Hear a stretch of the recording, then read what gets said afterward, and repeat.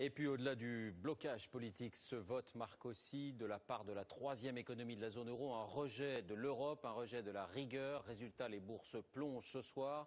Moins 4,9% à Milan, moins 2,7% à Paris, moins 2,3% à Francfort. Et les autorités européennes s'inquiètent. Bonsoir François Baudonnet, vous êtes en direct à Bruxelles. Ces résultats donnent-ils effectivement des sueurs froides aux dirigeants de l'Union ?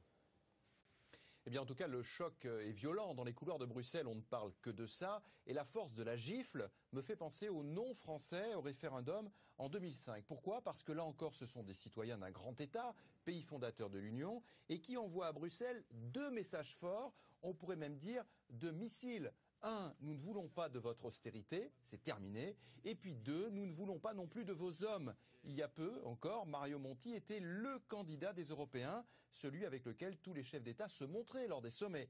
Alors ce soir, l'atterrissage est brutal. Les élites européennes sont prises entre deux feux. D'un côté, le redémarrage de la crise de l'euro et de l'autre, le désamour, pour ne pas dire plus, d'une partie des citoyens européens. Et finalement, c'est sûrement cela qui est le plus grave. Merci François pour ce compte-rendu et notez cette réaction en France, celle d'Arnaud Montebourg.